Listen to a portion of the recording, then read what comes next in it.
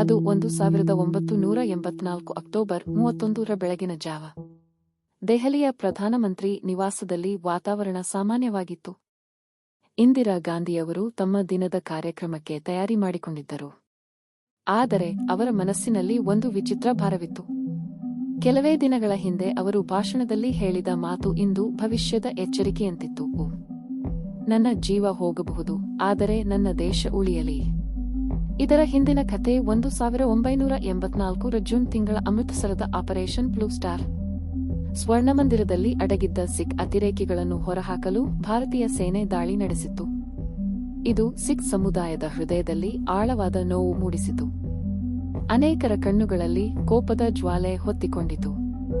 ಇದೇ ಸಂದರ್ಭದಲ್ಲಿ ಇಂದಿರಾ ಗಾಂಧಿಯವರ ಭದ್ರತೆಯಲ್ಲಿದ್ದ ಇಬ್ಬರು ಬಾಡಿಗಾರ್ಡ್ಗಳು, ಸತವಂತ್ ಸಿಂಗ್ ಮತ್ತು ಬೆನ್ ಸಿಂಗ್, ತಮ್ಮ ಹೃದಯದಲ್ಲಿ ಪ್ರತೀಕಾರದ ಬೆಂಕಿ ಹೊತ್ತಿದ್ದರು.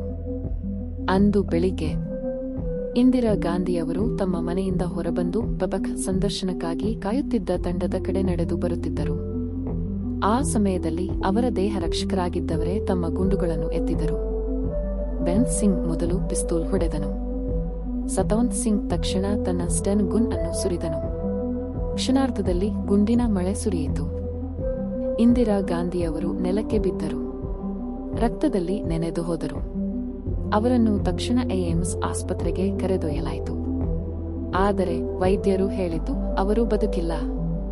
ಈ ಸುದ್ದಿ ದೇಶದೆಲ್ಲೆಡೆ ಅಗ್ನಿ ಹೊತ್ತಿಸಿದಂತೆ ಹರಡಿತು. ದೆಹಲಿ ಮತ್ತು ಭಾರತದ ಹಲವೆಡೆ ಅಶಾಂತಿ ಚಿಲುಮೆಯಂತೆ ಪ್ರಾರಂಭವಾಯಿತು. ಸಿಖ್ ವಿರೋಧಿ ಗಲಭೆಗಳು ದೇಶವನ್ನು ಬೆಂಕಿಯಂತೆ ಹೊತ್ತಿಕೊಂಡವು. ಸಾವಿರಾರು ಜನ ತಮ್ಮ ಪ್ರಾಣ ಕಳೆದುಕೊಂಡರು.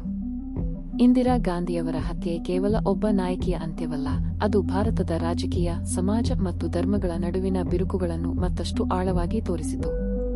ಇಂದು ಕೂಡ ಆ ದಿನದ ನೆನಪುಗಳು ಭಾರತದ ಇತಿಹಾಸದಲ್ಲಿ ಅತ್ಯಂತ ನೋವು, ಆಘಾತ ಮತ್ತು ಪಾಠಗಳ ದಿನವೆಂದು ಉಳಿದಿವೆ.